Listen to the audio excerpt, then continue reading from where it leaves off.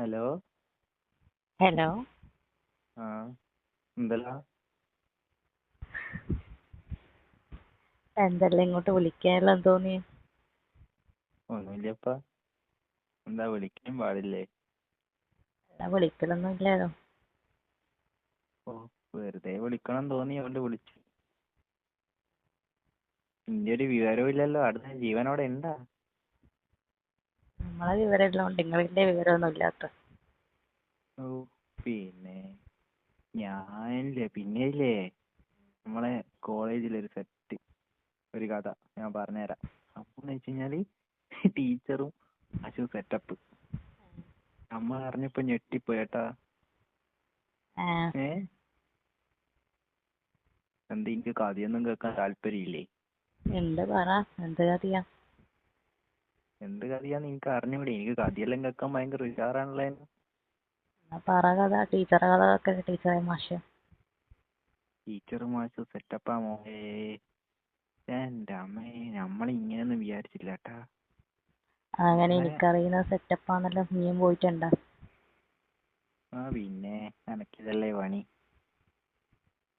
എന്താ അങ്ങനെ ഒരു വർത്താനം? ഇല്ല, ടീച്ചറോട് പോയിട്ടുണ്ടോന്ന് അറിയണ്ടേ. സെറ്റപ്പാന്നല്ല അറിയുന്നില്ലേ. പിന്നെ ഓളെ കാണാനെല്ലാം നല്ല ലുക്ക് ഉണ്ട്. നേരിട്ട് പോകേണ്ട ആവശ്യമൊന്നുമില്ല എനക്ക്. വേറെ പണിയില്ലായിട്ടല്ലേ. നിങ്ങൾക്കൊന്നും ലുക്കല്ലല്ലോ വേണ്ടത്. അതൊന്നല്ല, പഴയതല്ലേ വേണ്ടത്. ഞാനിട്ട് പറഞ്ഞുതരാം.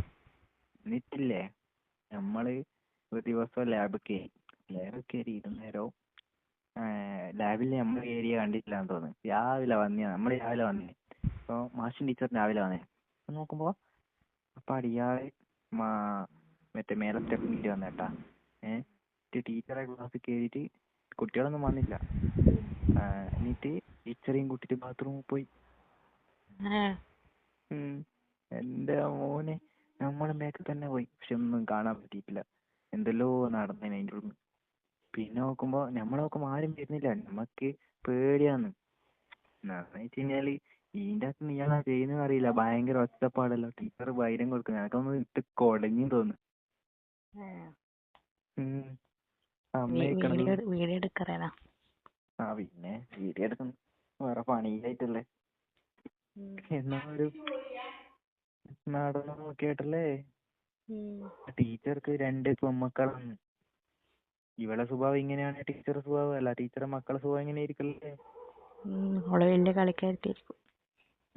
അവളെ മാഷാണെങ്കിൽ മാഷ്ക്കും ഒരു മോളും എല്ലാം ഉണ്ട്.